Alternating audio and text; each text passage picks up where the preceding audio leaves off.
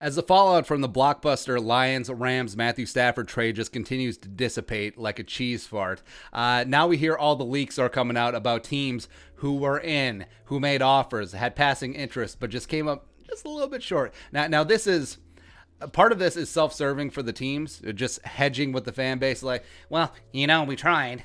We tried to get Matthew Stafford, a 32-year-old quarterback who's never won his division, but we tried to get in, but it didn't happen, right? We couldn't match up with what the Rams were offering. So Albert Breer, as well as Ian Rappaport, they compiled a list of teams that were in, but just whiffed on the 2009 former number one overall pick.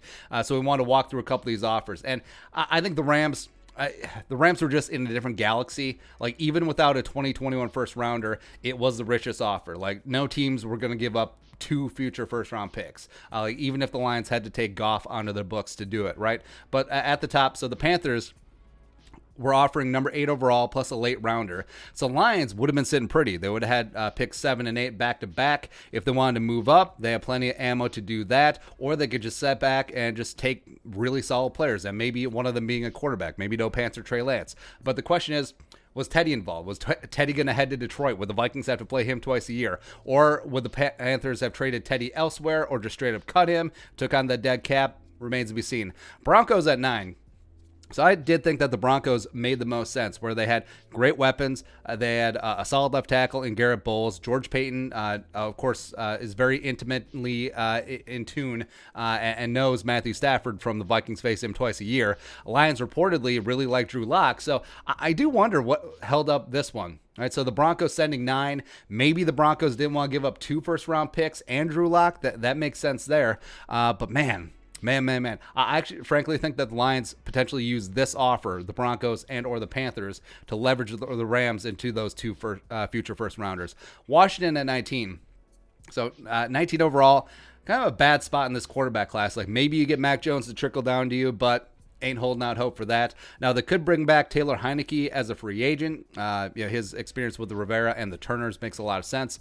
But in this spot, probably wouldn't give up multiple first-round picks for Matthew Stafford, although, I mean, Scary Terry with Stafford's deep ball, I'm in. And then the Bears at 20. Bears. Very little chance that they would trade him in division and have to live with that twice a year. And also the Bears, what were they going to offer? 20 and Nick Foles, right? Mitchell Trubisky Ponder is a free agent. Probably not happening. Colts.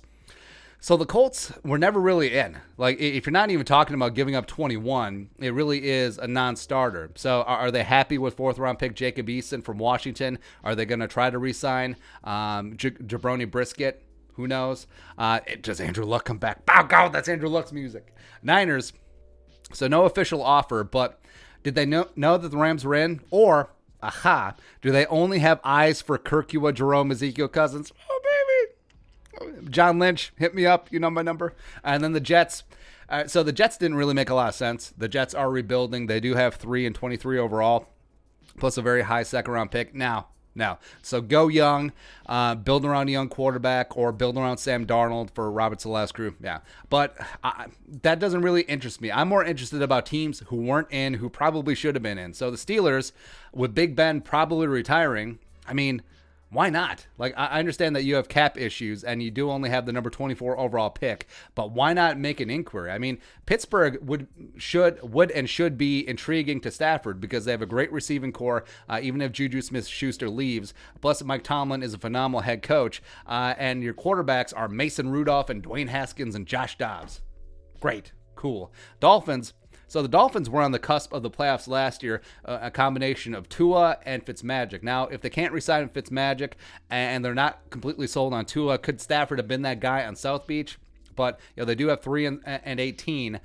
Were they willing to part ways with those? They also have the Texans' second-round pick. So I don't know. The Raiders. The Raiders never seem happy with Derek Carr. They do have the number 17 overall pick. Plus, John Gruden is famously in love with Matthew Stafford from his Monday night days. This guy. And then the last one, it's so hilarious. The Patriots. Now, Stafford doesn't have a no trade clause, or didn't have a no trade clause, but the Lions wanted to work with him, wanted to make sure that ended amicably. And the only team that Stafford said do not trade me to was the Patriots, for a number of reasons. One, Patricia. So Matt Patricia, former Lions head coach, he and Stafford obviously didn't see eye to eye. He went back to the Patriots as a defensive assistant. Belichick, authoritarian head coach. And Stafford has always struck me as the kind of guy, even coming up through Georgia with Mark Richt and also the head coaches that they've had in Detroit, as the kind of guy who likes to have a good time.